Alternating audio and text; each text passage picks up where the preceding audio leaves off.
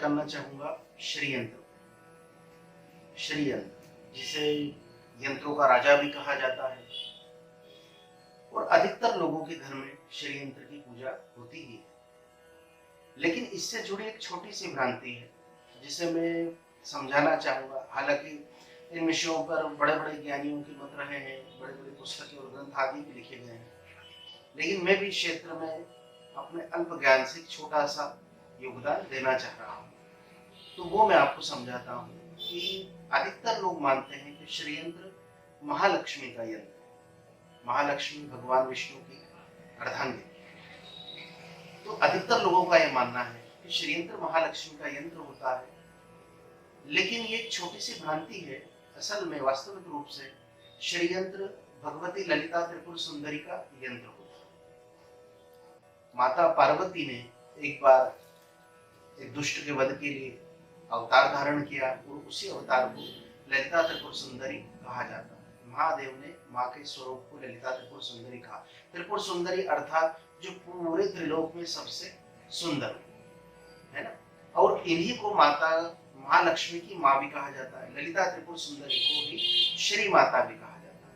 आप जब ललिता सहस्त्र नाम पढ़ते हैं तो आप उसमें पढ़ेंगे कि माता को श्री माता कहा गया, अर्थात लक्ष्मी की माता, क्योंकि महालक्ष्मी का भी पालन भगवती ललिता त्रिपुर सुंदरी ने किया और उनका रक्षण किया। इस कारण महालक्ष्मी ललिता त्रिपुर सुंदरी को अपनी माँ मानती है। इसलिए जो श्रीयंत्र है वो ललिता त्रिपुर सुंदरी का यंत्र है। हाँ, ये बात सच है कि श्रीयंत्र में भुकुर है, व्रत है, त्रिकोण आदि है, बिंदु है और एक व्यवस्थित ज्यामितीय तरीके से उसका निर्माण किया जाता है। तो उसमें एक स्थान पर महालक्ष्मी को भी स्थापित किया जाता है। जिस तरह से अलग अलग भूपुर व्रत आदि जगहों पर कहीं कहीं देवी देवताओं के, ऋषियों के या जिनके भी स्थापन किए जाते हैं, उसमें एक स्थान पर महालक्ष्मी को भी स्थान दिया जाता है। लेकिन यह कहना गलत होगा पूर्ण रूप से कि श्रीयंत्र महालक्ष्मी का यंत्र। महालक्ष्मी यंत्र अलग होता है, श्रीयंत्र अलग होता है। तो एक चीज ये समझ लीजिए कि श्रीयंत्र भगवती ललिता त्रिपुर सुंदरी का यंत्र है, जो श्री माता कही जाती है, अर्थात लक्ष्मी की भी माता, और जो पूरे त्रिलोक में सबसे सुंदर है।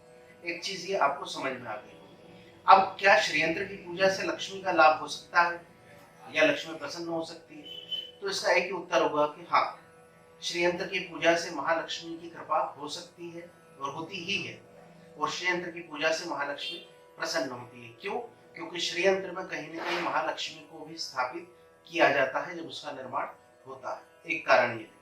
और दूसरा, जैसा कि मैंने बताया कि श्रीयंत्र श्री माता का यंत्र है, अर्थात महालक्ष्मी की माता का यंत्र है। तो आप जब महालक्ष्मी की माता का पूजन श्रीयंत्र के माध्यम से करते हैं तो महालक्ष्मी की कृपा आप पर हो ही जाती है और होती ही है और होना ही चाहिए, क्योंकि महालक्ष्मी भी बड़ी दयालु है। तो श्रीयंत्र के पूजन से लक्ष्मी का लाभ होता है। जीवन में सुख समृद्धि, धन वैभव, यश और कीर्ति की प्राप्ति भी होती है, क्योंकि महालक्ष्मी को भी धनाढ्य करती है भगवती श्री माता। इनका प्रिय है गन्ना। संभव हो तो श्रीयंत्र के पूजन में आप गन्ना अर्पित कीजिए प्रसाद रूप में, और अगर यह संभव ना हो तो आप गुड़ आदि अर्पित कर सकते हैं, गन्ने की खीर अर्पित कर सकते हैं, या सामान्य रूप से आप खीर अर्पित कर सकते हैं। श्रीयंत्र के आगे आप मखाने का प्रसाद अर्पित कर सकते हैं। इसके अतिरिक्त आप अर्पित कर सकते हैं उन्हें द्राक्ष, जो सूखे हुए अंगूर जिन्हें द्राक्ष आदि कहा जाता है, वो आप भगवती को अर्पित कर सकते हैं। तो श्रीयंत्र की ये सामान्य सी चीज थी जो कई बार लोगों को पता नहीं होती। अधिकतर लोग इससे अनभिज्ञ होते हैं। आशा करता हूँ कि आपको इस विषय में कुछ समझ में आया होगा। नमस्कार।